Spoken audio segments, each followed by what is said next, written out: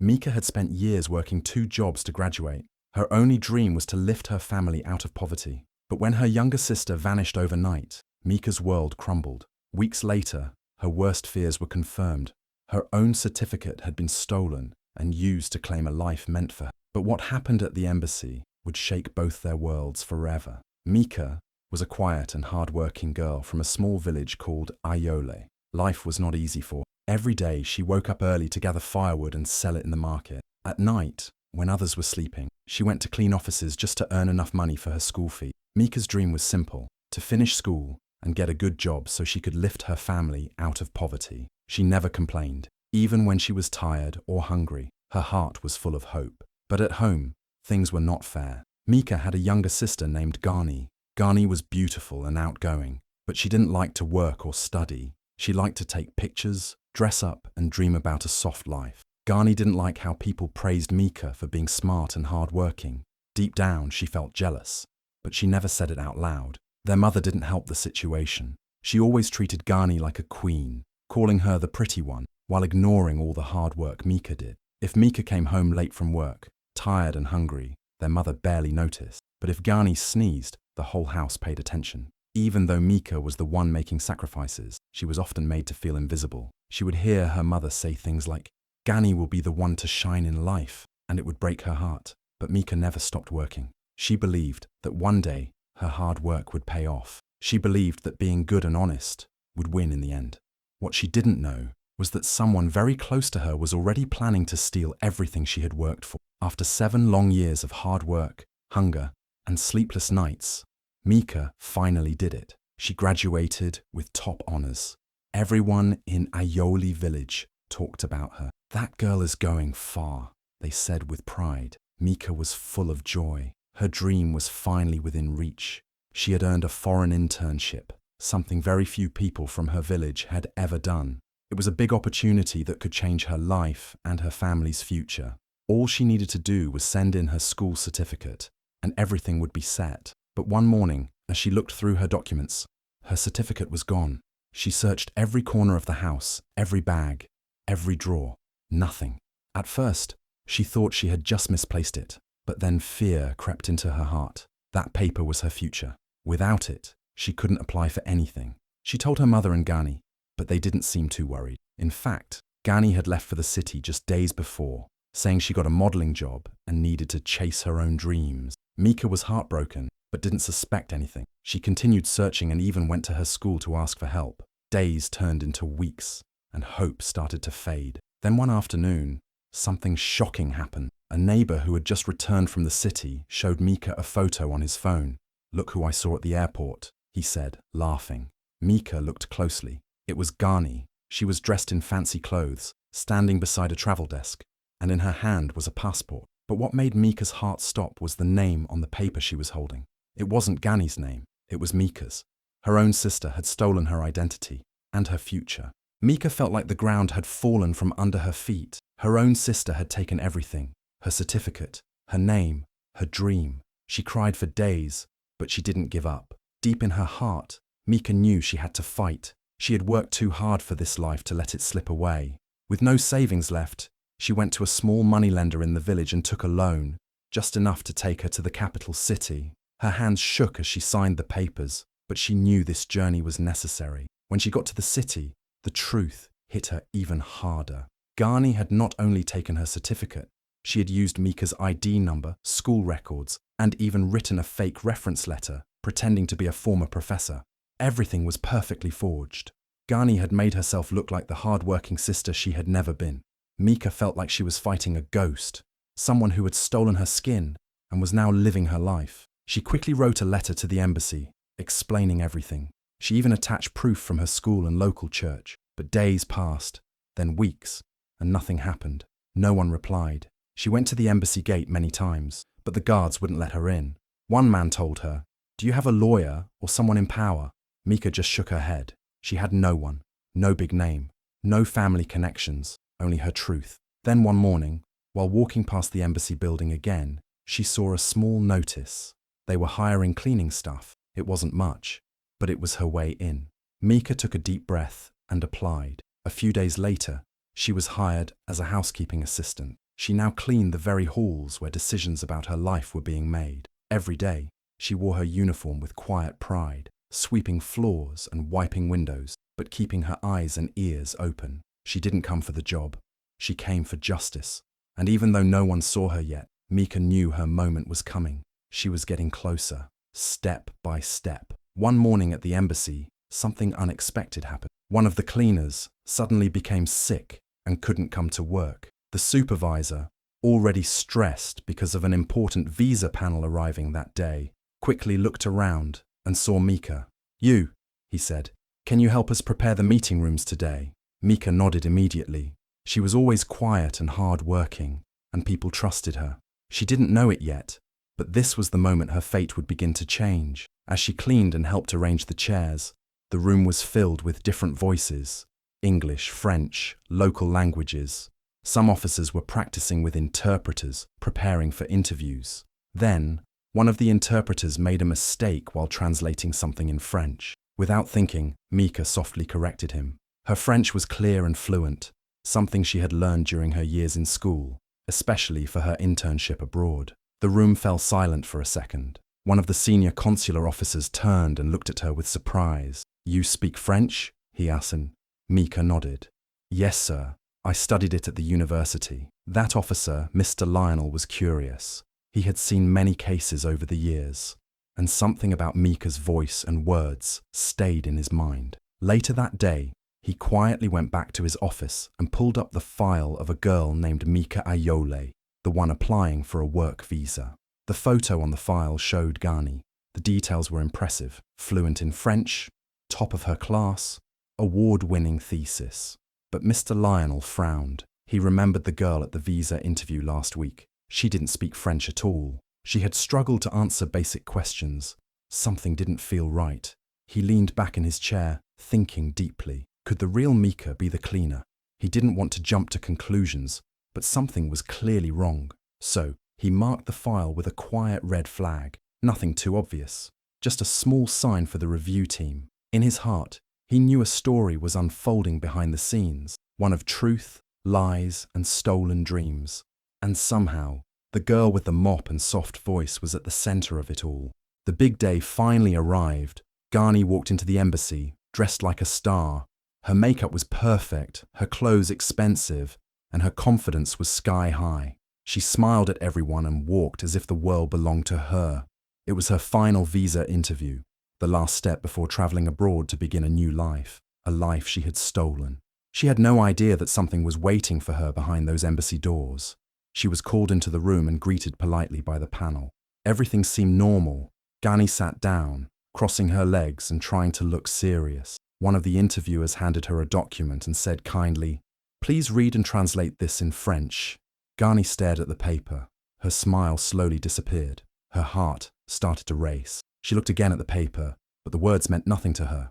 I don't understand," she whispered. The panel exchanged glances. "But you wrote on your application that you are fluent in French," one of them said. "You studied in French. You even wrote a thesis in French." Ghani tried to smile again, but it was weak and nervous. The next question came. "Tell us about your thesis paper. What inspired you to write it?" Now her hands began to shake. The thesis. She had no idea what the topic even was. That thesis belonged to Mika, her sister. Ghani stammered, "It was about something in education, I think." That was it. The interviewers leaned back. One of them gently said, "Your answers don't match the file. Are you sure you are Mika Ayole?" Ghani went silent. Her face turned pale. Her confidence melted away. All her fake pride vanished in that moment. She could no longer hide. Finally, she broke down. Tears filled her eyes. "I'm sorry," she whispered. "I didn't mean to. I just wanted a better life." The room stayed quiet for a few seconds. The truth had come out, not through shouting, but through silence and failure. The lies could no longer stand. The girl in front of them was not Mika. She was the thief of her own sister's dreams. And now the world would start to see what had really happened. After the truth came out during the interview, the officers didn't shout or arrest Ghani right away. Instead, they called someone quietly. A few minutes later, the door opened, and Mika walked in. Ghani's heart stopped. Her eyes widened as she saw her older sister standing there, the real Mika. dressed simply, with tired eyes but strong posture. Mika walked in slowly, her face calm but full of pain. The room went silent. The two sisters stood face to face, just a few feet apart. Mika's eyes were full of questions, full of betrayal. She looked straight at Gani, who couldn't meet her gaze. Gani's hands started to shake. Her lips trembled. She looked like a child caught stealing candy. But this was much bigger. She had stolen her sister's dream. Mika finally spoke, her voice low and steady. "Why, Gani? Why would you do this to me?"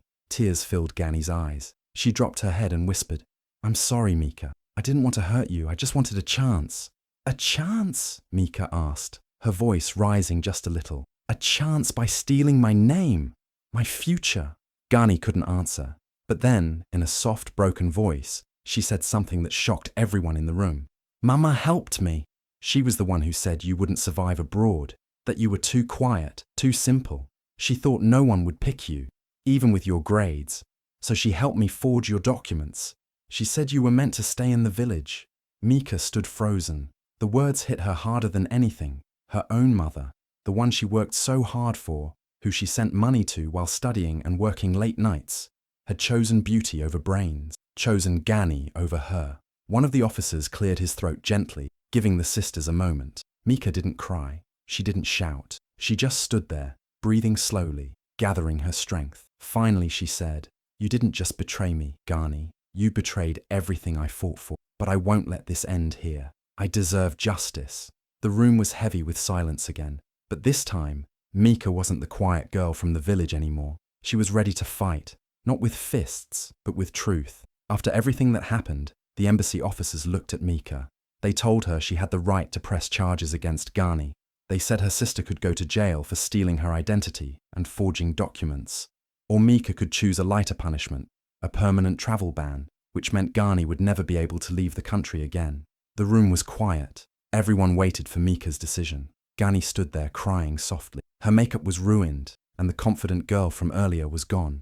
She looked small and scared. Mika's heart was heavy. She had every reason to be angry. Her dreams were delayed, her trust was broken, and her own family had betrayed her. But still, Mika took a deep breath and said something no one expected. "I don't want her to go to jail," she said quietly. "And I don't want her banned from traveling forever either." The officers looked surprised. Gani looked up, confused.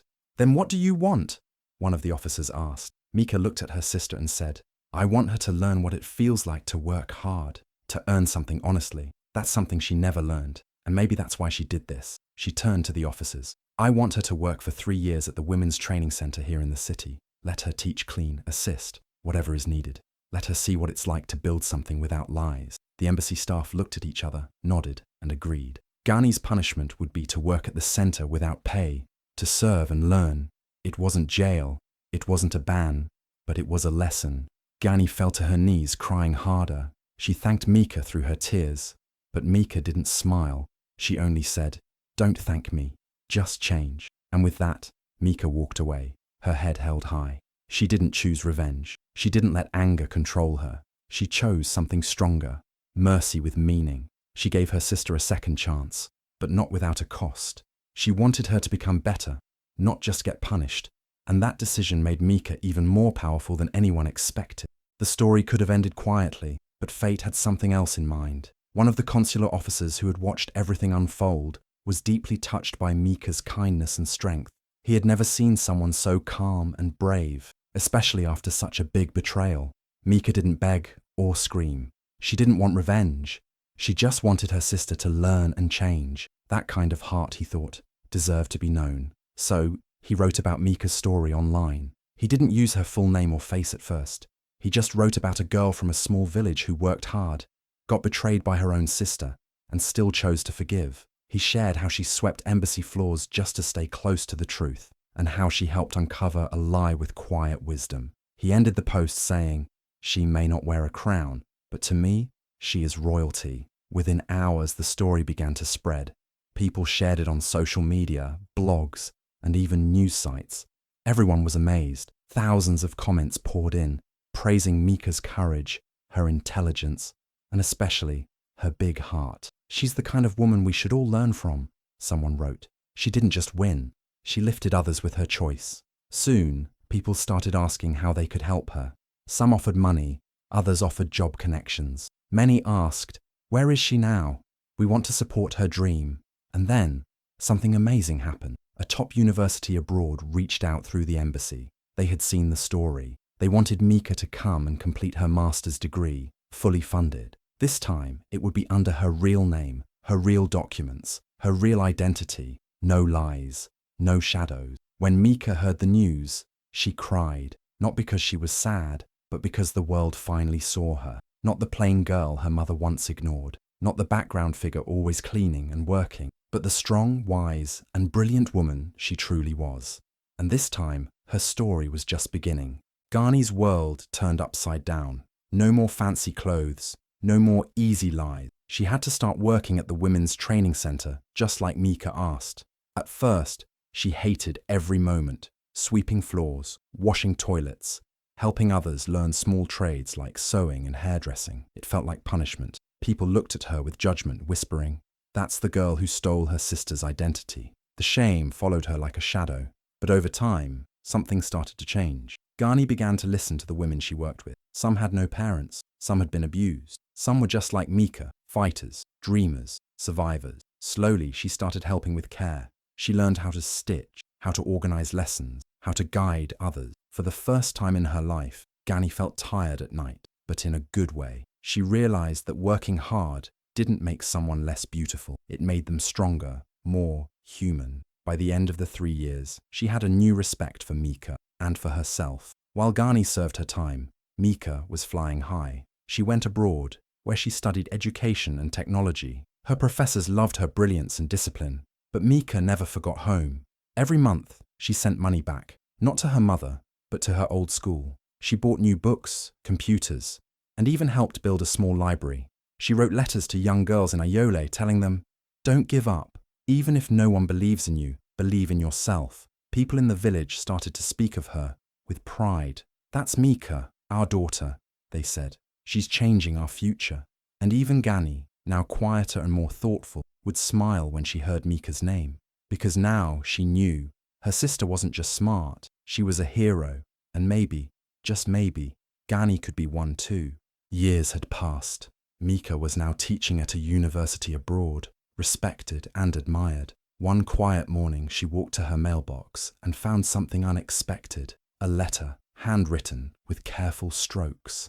It was from Gani. Mika sat by her window, the soft morning light falling on her face, and opened the envelope slowly. The first words stopped her heart for a second. "You were always the better sister," the letter began. "Not because you were smarter, but because you never gave up. Even when I betrayed you, even when I took what was yours, you still stood tall." Gani's words continued, softer and filled with regret. She wrote about how those 3 years at the Women's Training Center had changed her, how she saw the world differently now, how she finally understood what real strength looked like, not in beauty or charm, but in courage and quiet determination. "I used to think you were boring," the letter confessed, "but now I see you were strong. You carried this family, you carried me, and still found a way to rise." As Mika read the final lines, her eyes welled up. "I hope one day," Gani wrote, "I'll be half the woman you are. Thank you for not destroying me when you had every reason to. Thank you for teaching me what it means to be true." Mika held the letter to her chest for a moment. She looked out the window, remembering the little girl who once sold firewood in the hot sun and cleaned offices at night just to dream a little bigger. A soft smile formed on her lips, and she whispered to herself, "That's all I ever wanted." And in that quiet moment, peace settled in her heart. Not because Gani had changed, but because Mika's story had come full circle. If Mika's story touched your heart, don't scroll away. Share this now to inspire someone who feels invisible, unheard, or betrayed. Let them know that no matter how many times life knocks them down, they can rise. Tag a sister, a friend, or anyone who needs a reminder. Real strength always shines through.